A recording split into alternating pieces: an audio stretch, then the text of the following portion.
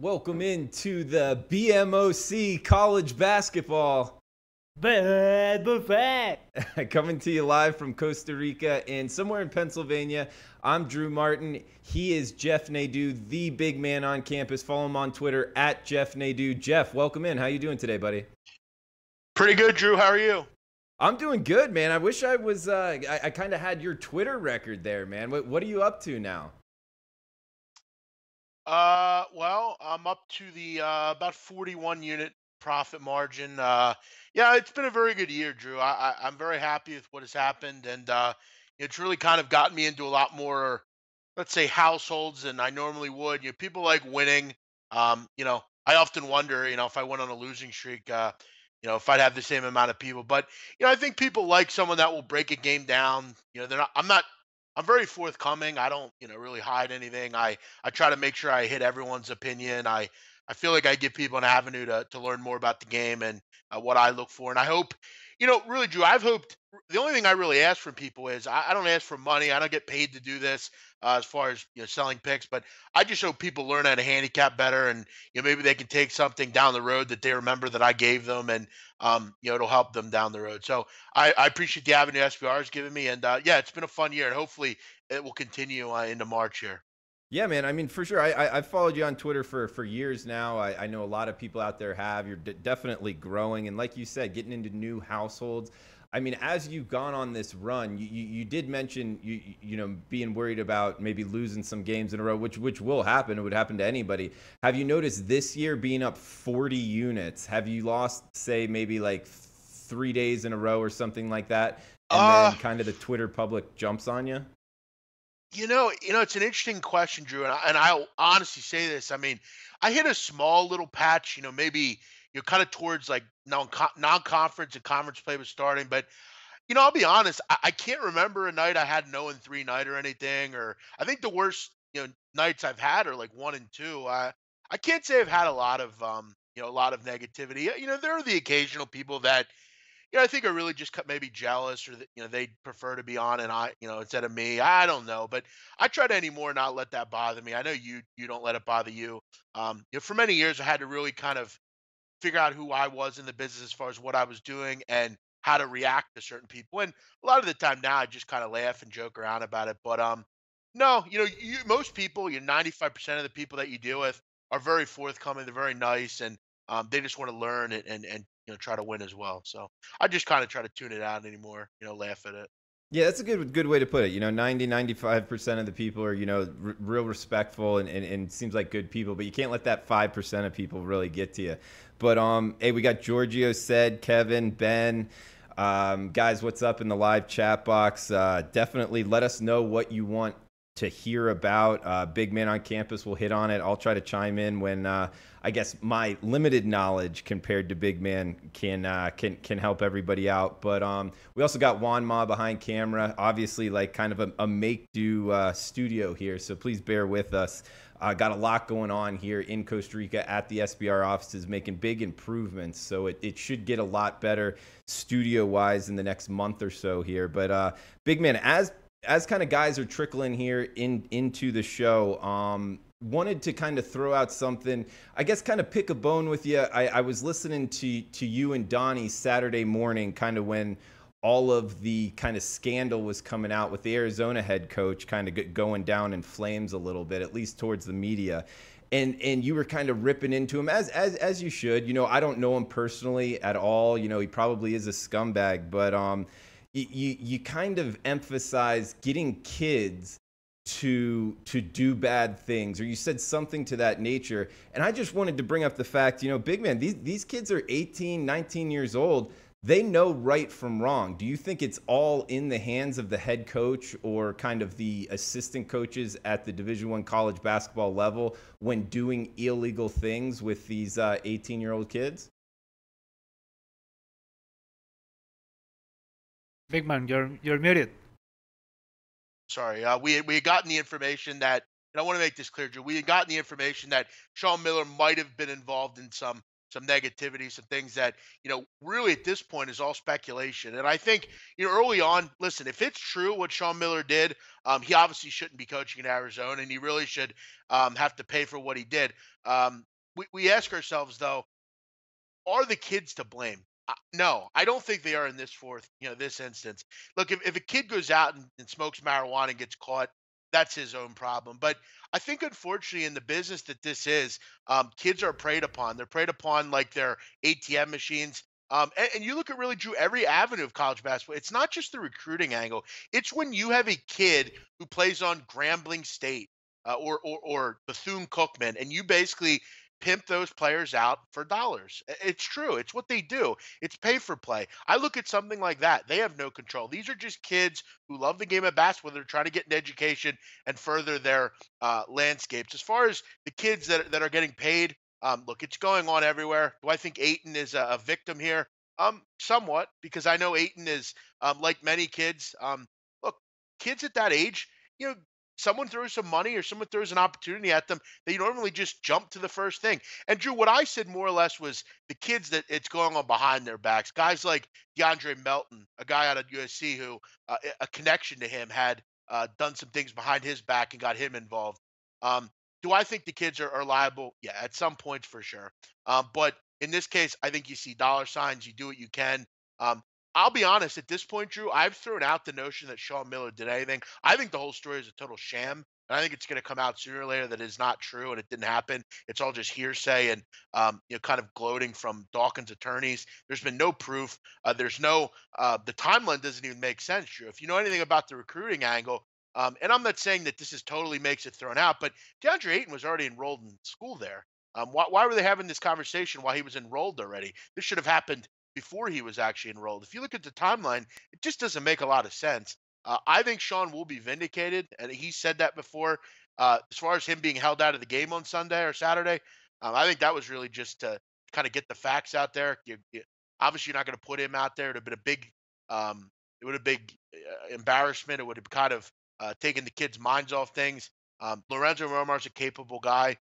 I think he will get vindicated. I really do. The story just doesn't make sense. Wasn't he on recording saying anything to do with money, deal with me as far as paying the players? Keep in mind, that is all hearsay. That has Okay. not been proven at all. There's no criminal charges that were made. Drew, at the end of the day, with what we're doing here, we have to ask ourselves, what is the end game for all this? Are you going to put some people in jail? Probably not. Are you going to get people kicked out of college basketball? Probably. The only people that are really going to suffer here are the kids, and the people that are going to do real hard time are the agents. The agents that are involved, the corruption, that kind of thing, all these financial guys, they're the ones that are going to go to, and have trouble. The coaches, will they get fired? Probably. Will they lose some sanctions? But at the end of the day, in 2, 3 years, do you really think this is going to prevent anything like this going on? I mean, Drew, let me ask you, if you have a kid and 10, 15 years down the road, he's a big time basketball player. Do you really think this is going to prevent him from doing anything? They need to do this at a bigger level. The NCAA can't handle it themselves. So they're diming it out to the FBI so they can handle it. There's really no criminality here. It's really just a waste of taxpayer resources where they should use these resources to fight terrorism and school shootings and gun control and gangs and high level drug and narcotics trafficking. That's where money should go. It shouldn't be going to lifeless waste of time with corruption in college basketball. This has been going on since the hands of time. And come on with this. Yeah, I don't have much disagreement with you, man. It sounds like the chat box is with you too. Hey, we got Brant in the chat box. Give a little love to him. He's got 527, 528 Missouri-Vandy. Looks like Vandy -2 at home, 144 the total. Do you have any opinion on that game, big man, tonight? Well, I think the big question mark is when will Michael Porter play, if ever? Yeah. It's kind of something we've seen. We've seen him on the bench. It's kind of like that, girl that keeps walking by you at the bar that keeps looking at you but doesn't say anything. You're waiting. When's she gonna come over and talk to me? Michael Porter's kind of that girl you're waiting on to get in there and play. You're waiting. It's happening. It might happen. It might not. Or that girl just might leave the bar and you never see her again. That's Michael Porter right now for Missouri. As far as Vanderbilt, Drew, can't honestly consider laying any points with Vanderbilt. If they're a favorite, I'd have to look to fade them every single time. They're a horrible team against the number. They're a miserable favorite. I mean, they're they're 2-7 as a favorite this year, Drew. To honestly consider laying points with them, you have to ask yourself, what exactly are you doing? If you lay points with Vanderbilt tonight, and believe me, when I say this, I can say it. You're a fucking idiot. You should not be laying 2 points with Vanderbilt. Just shouldn't happen. We It's not any. There's no real argument you can make here for this. None. Not even a line move. Nothing like that. Hey, we got Brock agreeing with you. He's saying Vandy's just not a bettable team. Also, give a shout out to Al. I like the comment here. This makes a slow day at work bearable. So appreciate those kind of comments, Al. Hey, big man, one question that I had for you. What kind of three-point perimeter defense? If you use a site like Ken Palm, some other sites out there that rank that kind of statistic, how well a team defends the 3-point, the 3-point shot from the opposing team. How much do you bring that stat into your handicapping? Yeah, it's actually an interesting question, and I've actually thought about this myself over the last couple weeks. On when you look at when you're a kid and you're learning the game of basketball, and maybe you can answer this, Drew, and I'd be interested to hear if you actually answer it correctly. And I don't know if you played basketball or even care much about the game, but what was the sole goal of the coach when you were a kid? What did he tell you to do? Wasn't it let's defend people inside the lane? You didn't really you wanted the person to shoot from the outside, right? It's a farther shot. It's not as easy to make at the college level, at the pro level. It's interesting still peculiar. It's peculiar that they still push so much emphasis on 2-point shots when it's really just a math thing. I mean, a 3-point shot, you get more points for a 3-point shot. And you look at the efficiency nowadays of kids, it's a 3-point game, whether it's the NBA or it's at college. You're starting to see, though, more emphasis on 3-point defense. And I got to tell you, it's interesting, Drew, how many teams that defend the 3-point number or 3-point shot poorly are bad against the number. You look at Drew, okay, and I'm talking about basically 300th or worse defending the 3. It's no coincidence that most of the bad against the spread teams are bad against the 3. You look at a team like we just talked about, Vanderbilt. They're among the worst teams in the country against the spread. They're 305th against the 3-point shot. You look at various other teams, and I'm going to name them here: Oakland, Cal Poly, LaSalle, Dayton, Santa Clara, all dreadful against the spread teams, all terrible against the 3, and 300th or worse against the 3. It's no coincidence, Drew, that the 3-point shot and the defense of that is important. I have a rule: if a team allows over 33%, I tend to not back them. It's very difficult. You can get back into a game making threes. It's a very simple math kind of thing. If you shoot 33% from 2, that's like shooting 50% from 3, or vice versa, whatever it is. Mhm. It's very interesting how if you look at some of the worst teams in the country against the spread, and all those teams I listed are the worst. Vanderbilt statistically, Oakland, Cal Poly, they're all some of the worst teams in the country against the number. It's like I said, no coincidence that they're terrible as far as 3-point defense. Yeah, big man. I mean, some of the guys in the show are saying, that they love listening to you because of the knowledge. Stuff like that really helps me. I remember last year I took a nugget from what you said about not backing teams under 70% free throw shooting, and it's really helped me. I've improved my college basketball handicapping because of it. Would you say this stat that you're bringing up, as far as 3-point defense, 33% or more, staying away from those teams, is as or more important than the stat of not backing less than 70% free throws per shooting teams? I think it's really important as far as what you're trying to get, with your bet. If you're betting on, a lot of overs, I think obviously the free throw percentage is more important. And Drew, you look at that. That's actually an interesting point to make as well. You look at free throw percentage in terms of overs. You look at the teams that we know of that are good over teams. They come to mind: William and Mary, Marquette, LaSalle, Auburn, Xavier, Villanova, Oakland, Georgetown. All these teams, very high scoring teams. Wofford, Oregon. Do you know what all the common characteristic with all of them are? They're top 40 in free throw percentage. The way the game is called now, the NCAA come out and said it. Our goal is more fouls in the last 7 minutes of the game. We want higher scoring games. We are open. We want these officials to call closer games. And it's also and that's why college basketball is a fascinating sport because the stats really don't lie. A lot of the time, if you just know where you're looking, a lot of this stuff really answers itself. Between pace and free throw percentage, if you have high marks for both of those, it's going to be a 70% chance the game's going to go over. I mean, unless you have some random thing that comes where they just can't shoot, water in a boat, or you have a ref that's just not calling fouls. But all this stuff characteristically. Now, if you're betting, a team to cover, I think both are important. 3-point defense is obviously very important. If you're a favorite, not letting a team back into a game. After the season, I will look back to all this stuff and really kind of, take the notes on how it all finished and going forward, how that might affect, it's a fascinating caveat at college basketball. There's so many things that you have to look for, but as the season goes on, the numbers really work themselves out. And it's no secret that, like free throws, they're free throws. There's nobody blocking the ball. If you're good at it, points will pile up, Drew. Yeah, good stuff, big man. Hey, and guys, in the chat box, we're going to hit that here. Let us know what you want to hear about. Also, please give us a thumbs up sign if you're liking the content. That helps us out as well. And also on Twitter or Facebook, if you could share or retweet it, get the word out there, that would help us out as well. Big man, any thoughts on the Buffalo game tonight? I guess they're playing Akron, laying a big number here in the MAC, minus 15.5. Would you look either way on this one?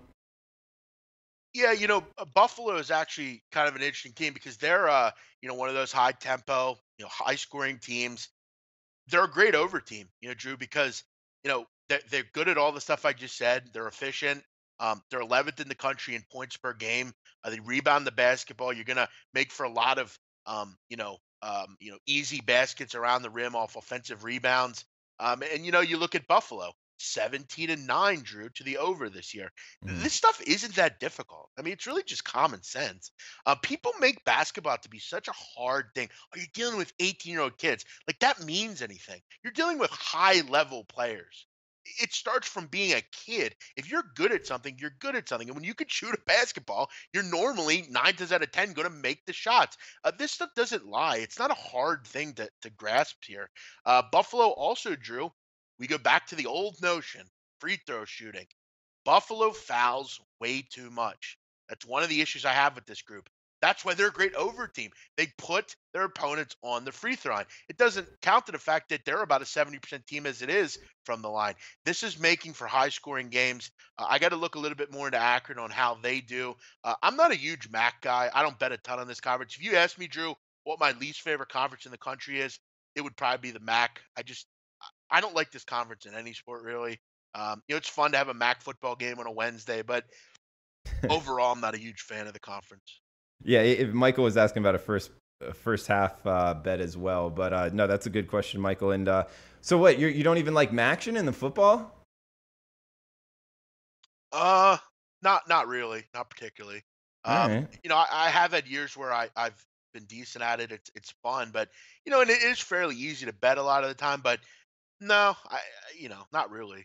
Kind of on the Sun Belt level for me. Yeah, I'm a big Sun Belt guy too. I like the Sun Belt more. I know you are. Yeah, weather kind of gets to me in the MACtion in those midday games because they don't start it until late in October. It's also, Drew, the one big issue I have with the MAC in football and in basketball really is their real inability to really fuck with bettors. And excuse the language. They make it difficult for you to find information. They're very odd with info, football in particular. I've never seen a conference with more random injuries than the MAC. I mean, it's just it's an awful conference to bet. You really, I remember last year I had one bet that I've ever pooled in my life. And it was in the MAC last year with I believe it was Akron or one of those teams. They literally out of nowhere, 3 guys just were out of the lineup. No real reason given.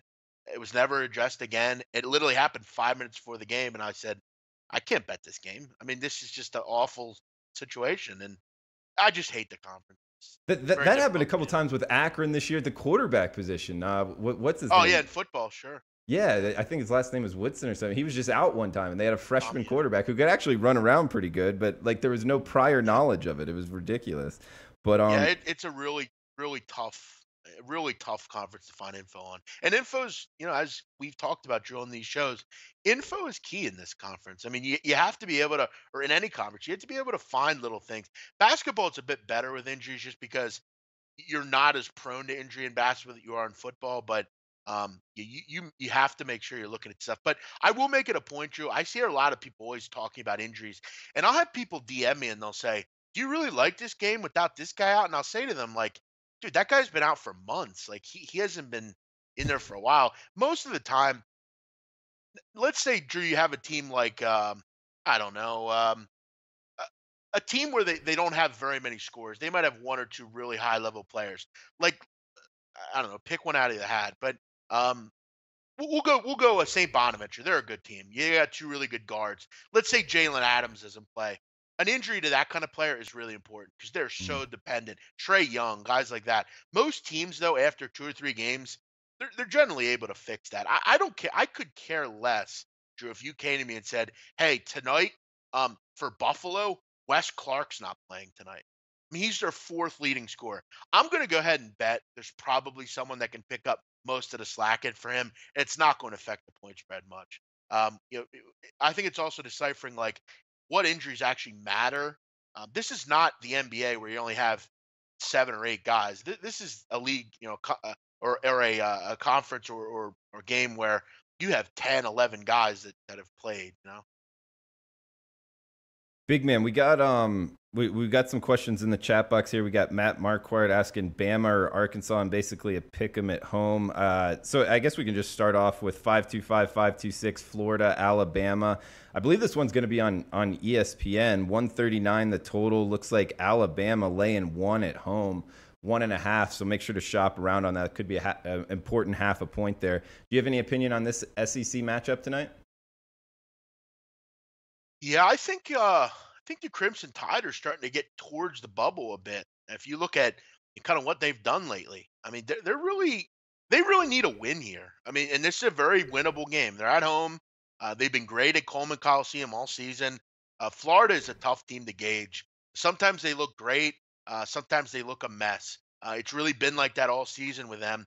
And I had higher hopes for Florida. I thought in the middle of the year, you kind of after non-conference play, I thought they were a real team that we should look for late in the season. We still might. They're very veteran. Kayvon Allen, Chris Chioza, those kind of guys. They have a good mixture of young and old. But John Igbunu never came back, and that was a big thinking point for me. You need rim protectors in the college game.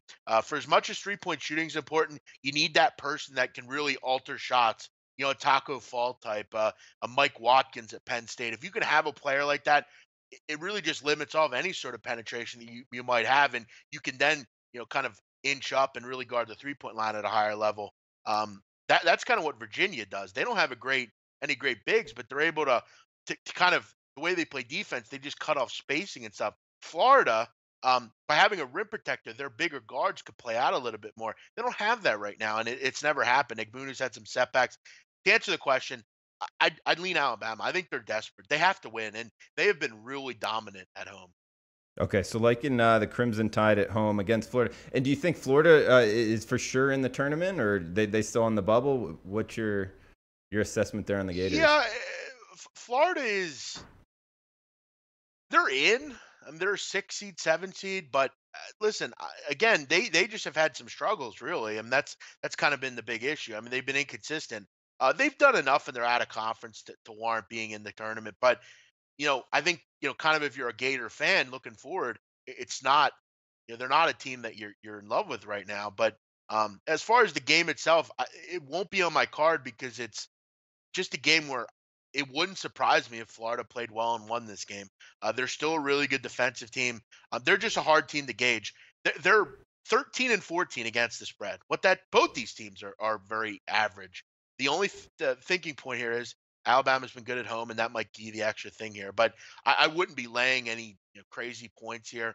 This would be a strict money line play for me. I wouldn't have interest in laying 2 3 points. Because Florida can hang, and Alabama can't make free throws late in games. That could be the difference that really negates the home court advantage. So I don't think there's a ton of value in the game. And if you look at the number, it's a coin flip. Big man, we got Derek in the chat box saying, "How do I see Big Man's picks?" Follow him on Twitter at Jeff Nadeau. Is that correct? Yep, you can follow me on Twitter. I obviously have some of the shows that I do. I try to send them out on that, but a lot of the time, if you just reach out to me, I'll get them to you. On the weekends, all the stuff goes out on Twitter.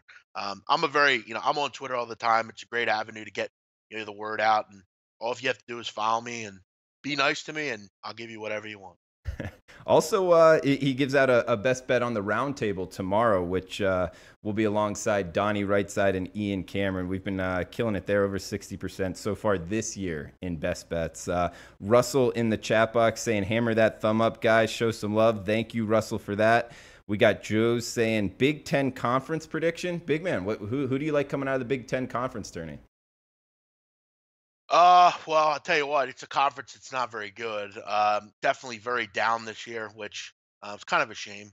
You could depend in the past that Wisconsin would be good, and teams like Iowa would be solid, but you just don't really have it this year. Look, I think Michigan State will win this conference. If I'm looking at kind of like a sleeper, I would probably look at Ohio State. I think Ohio State is a team that with Keita Bates Diop. I think they could beat anyone. They have beaten Michigan State already this year. Uh, and you look at kind of Drew when you're looking at brackets. Obviously, positioning is very important. And Ohio State will avoid Michigan State until the end. Purdue's not playing well right now as it is. Um, Ohio State, I think if they can get by Penn State, which I think they will, Penn State's having some personnel problems right now. Um, as long as you want to do is you want to avoid Michigan State. I think at the price you're getting, I mean, what are you getting? You know, 8.25 to 1. I think that's enough. I don't want to really get involved with Michigan State until I have to. Purdue's beatable at this point. They've shown some chinks in their armor, and Ohio State has good guard play. I'm still wondering how good Purdue's guard play is. They have, Edwards is a real good player, but if Matthias, Klein, those guys, they haven't been great. I'll go Michigan State. I'm not looking and running to look forward to. I've done conference previews. I'm not running to the window to do this one. But I guess I'll have to at some point. Michigan State should win, but watch out for Ohio State. All right, so BMOC liking Sparty, but not running to the window. Maybe just slowly strolling to the window. We also got Kobe in the chat box. What's up, man? Justin Searcy talking about cool guys on Twitter. What's up, Justin? Joe asking about individual player props, and also Jay asking about SDSU Boise thoughts tonight. Kind of a little DGen special there out west.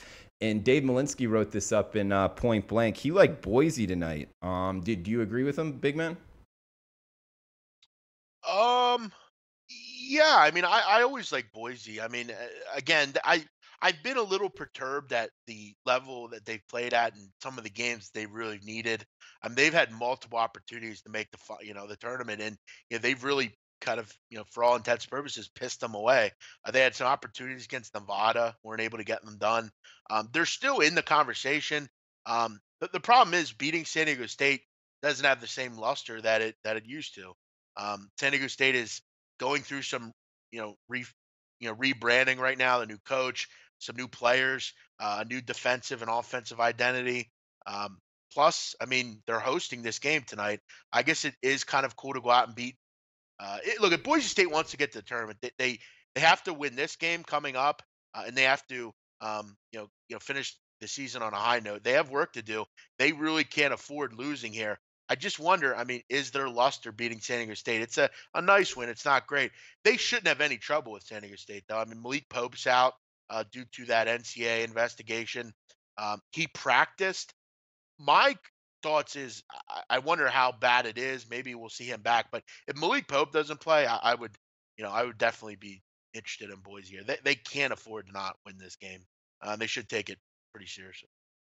Big man, we got Rufat asking Oklahoma Baylor over, and also a question here from Giorgio 535-536 Auburn Arkansas over. What Auburn hasn't hit the over at least last game, maybe the last two. Would you look to kind of turn the tides on them and go towards the under here? No, Okay. I wouldn't really be running to bet Arkansas unders just because, or Auburn unders really. I mean, you know, I think you make a good point. Sometimes their numbers are maybe a little too high, but the thing with Arkansas is they're going to run with you too. You look at the first game these two teams played; it got I think 165, which I mean that would easily get you over here. No Anthony McLemore, that's a rim protector you lose. There should be more penetration from Arkansas tonight. I mean, both these teams score a ton in the 80s. They're both very good from the floor. I guess the only concern is, for me, Auburn. I actually like Arkansas in this game. I think at a pick 'em, they're considered a play for me here. This is a big game. I think Arkansas could definitely use a big time win like this at home. They've been great at Bud Walton all season. The SEC it's really tough to go on the road and win. I mean, the home teams are generally really good, no matter who you are. Macklemore obviously out. And look, you look at Auburn last 5 games, like you mentioned, Drew. They're only shooting 41%. I mean, that's just not good enough. But Arkansas has defensive problems, and unfortunately, they're not very good defending the three, 35%, a little bit above where I like to go. So it is kind of a coin flippy game, but I think Arkansas could really use this one. Yeah, talking about the War Eagles there, had some injuries, so make sure And Drew, yeah, go ahead. yeah, real quick, I wanted to make a point here. For some reason I looked at this line incorrectly. I thought Boise was the favorite. I don't know why I thought they were a favorite. You got to ask yourself why they're an underdog in this game. San Diego State has been, for the most part, very consistent. I guess they're looking at the fact that the Aztecs' home court advantage is always very good. Viejas is a great place to play, and I guess they're kind of looking at from an SDSU perspective. Maybe this is the game where they can get back involved in the conversation. Maybe make a run in the conference tournament. The Mountain West is open. Nevada's real good, but I don't think they're light years better than everyone else. You got to scratch your head at why Boise's an underdog, and you have to also ask yourself, you know, why are they getting 4.5 points here? It doesn't make a lot of sense to me. No, it's a good point. You got to bring the line into account. Big man, I wanted to double up here on a Twitter question we got also in the live chat. We got Corey Dickerson saying, I got 14 games tonight, LOL. Kind of making a joke, I'm thinking. But we also have at JY Poker asking, I hear doubling up on a game on SBR shows where they put 1 unit each on first half and full game. Why not just put 2 units on the full game? JY Poker, I would start by saying you get a little bit of diversification by doing first half and full game. But Big Man, I'll leave that to you. Do you ever do that? Bet, I guess, half a unit on first half and then the other half a unit on the second half? And also hitting on Corey's point, do you ever bet 14 games in a night? Well, I hate to be arrogant and rude, but no and no. I don't really have any reason to think I'd ever do any of those two things. 14 games, no. I'd rather take my money and rip it up outside. I actually will say this. I think if sometime you want me to do 14 games, I do think I do fairly well at it, but no, it's hard to win one game, let alone 14. I'm a low volume guy, quality over quantity to me. As far as the other question, no. The only time I would do the first half full game kind of thing would be out of conference. When you're getting, real discrepancies matchup wise, you're getting an Oregon against Prairie View, games like that where you can really kind of double down on bad basketball teams and, in certain situational spots, like I hate to say this, and look, this is about edges in this game, but there's SWAC, MEAC conferences. They play like 4 games in like a week. I mean, it's really a shame what they do to those kids as far as the level of amount of travel they have to make and stuff. That would be the only time I'd ever really be interested in like first half, full game kind of things. I don't bet a lot of first halves. Do I bet second halves once in a while? Do I do live betting? Sure, but um, I prefer to just handicap a game the full way through. But I do think there's maybe some value in, like if not a conference game where a team just is dead tired and you don't think they're going to show up. They might, it just might be an advantage, maybe something like that. But no, I don't do that and won't do that. No, that leads into what Daniel Spear on Twitter was at Daniel Spear 83 was saying bankroll management, staying the course, betting discipline. So that into his question as far as betting 14 games a night, that's probably isn't smart. And Big Man, do you ever really bet more than 3 games a night? No, I can't say I've ever bet. I mean, they're early in the season with non-conference. I'm a big fan of that. There were times where I was on a Saturday betting 4 or 5 games, but no, I can't say I don't remember the last time. I don't think I've ever, even when I was younger, when I first started betting, I was always a low risk kind of guy because I think to me, the big thing about gambling is not if you like to bet a lot, but it's you know you y- you kind of having the notion like me. I don't go to casinos really. I don't play roulette. I don't play any of that stuff anymore. I play poker occasionally, but that's just because I can go against other people. I don't want to face the house more than I have to. And with gambling, I don't have the gene in my body where I have to bet to appease myself. For me, I'm okay with like going and reading a book or like going out and like hanging out with a broad or going out and doing stuff. I don't have to bet on games to have happiness. I do it because it makes money and there's a way I can have an edge. I don't see the whole like I don't have to go gamble and a lot of people in this business have that. They're out playing poker, roulette, or craps. The only gambling I really do is at the barbershop in the weekends. I do play dice, but I mean that's kind of a more higher level thing as far as it's a serious thing for me. It's fun with my friends and stuff, but I'm not a huge fan of like degenerate gambling in general. So no, I don't really have that bone in my body where I have to have action on every single thing. The problem with conference tournaments is you start to see that. And I try to anchor the sentiment. Don't bet on conferences you don't know anything about. I mean, you're going to see over the next couple of days games during the day where, Campbell's playing Radford. I mean, if you don't know about those teams, you really shouldn't be betting them. I mean, this business is so much about what the teams are doing schematically, how they are against other teams. A lot of people will do this, Drew. They'll look at a game and see like a 4-5 matchup, and they'll just go, "Well, they're ranked higher, so I'll just take them." When the truth of the matter is, you look at a game like Radford Campbell coming up, or not Radford Campbell, Liberty Campbell. It's a 4-5 matchup in the Big South. Campbell's absolutely destroyed Liberty in both games this year. They made 23 threes in one game, 20 of them coming from two different players. It's a pretty big mismatch. You have to know what you're talking about. You cannot just jump into stuff. And I think nowadays it's a shame because notoriously conference tournaments are. I'm going to just bet because it's on TV and I want something to do when I'm at work or something. Take your money and at least do something worth it with it. Big man, a little off topic here. You brought up not betting and talking about the broad, and also a little earlier you said something about being at a bar and a girl keeps looking at you but she doesn't talk to you. Isn't that the sign Yeah. for you to go talk to her? Oh, sure. And you're totally right. I'm just kind of making points on what most people do. I don't do that. I'm a big like, I take my shot with a chick. Like I've often said, like I don't. It doesn't matter what you look like. Doesn't matter what you do. If you dress somewhat well, you have a little bit of swagger to you, you're confident, you have a good line, you can really do whatever you really want. You know, most women just want someone that's nice and might have a little, money or something and can take care of them. I'm not saying buy your women, but just be yourself. I have a good way of just being myself. I don't really put on for anybody. When you meet me, you'll see that. You can ask Donnie Wright said that. I am who I am. If you don't like it, which there are plenty of people that don't, feel free to go your own way. But you gotta shoot your shot, Drew, as they say. Yeah, you got to shoot, shoot or shoot, right? Big man. No, Exactly. I have heard Donnie say that. You're exactly the same way on video. I hope I get to meet you in person. Are you coming down You for will. IFBC or wherever Yeah, I'm IFBC waiting. is? I'm waiting to hear when we're doing it. I'm in. I would have probably been down for the Super Bowl, but Donnie and Gabe and everybody kind of had that on lock. It really wasn't a need for me. Plus, it was hard for me to envision.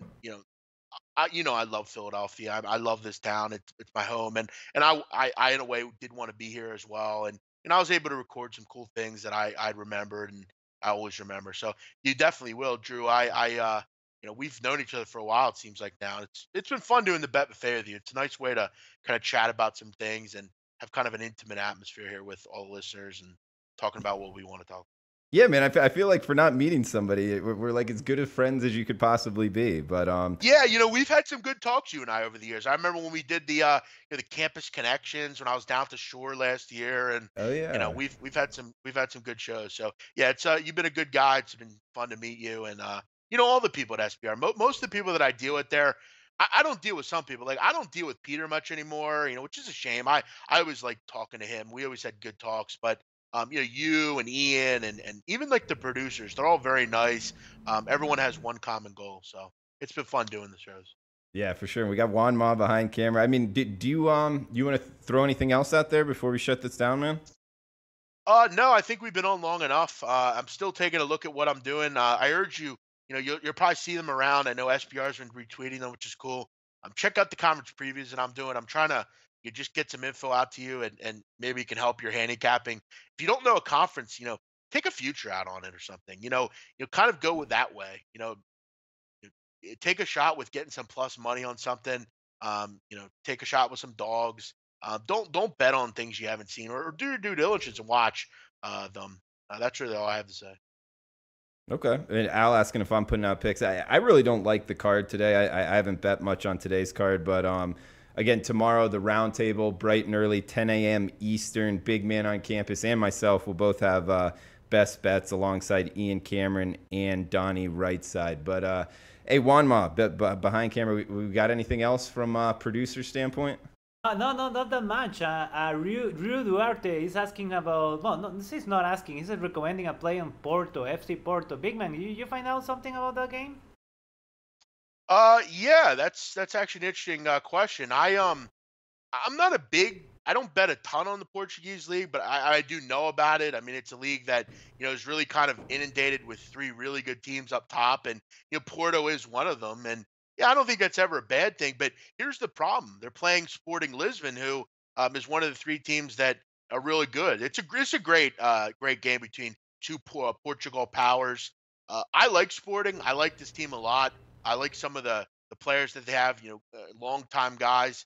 I don't bet a ton on this league. They're more of teams that I bet inside the Champions League and things like that. But it's hard to go against Porto. They're at home here. They've been scoring goals for fun. Yeah, I would probably lean that way. FC Porto. All right, good stuff, Juan. We also got Brady in the chat box.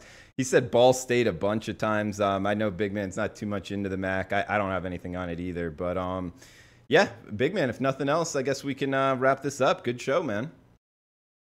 Yeah, thanks, Drew. Always fun doing the bet buffet. We'll be back next week where we're right in the middle of conference tournaments. Yeah, next week we'll be back, same time, same place. We got the round table early tomorrow, 10 a.m. Eastern. For Big Man on Campus, I'm Drew Martin. Thanks for tuning in, guys. Thank you.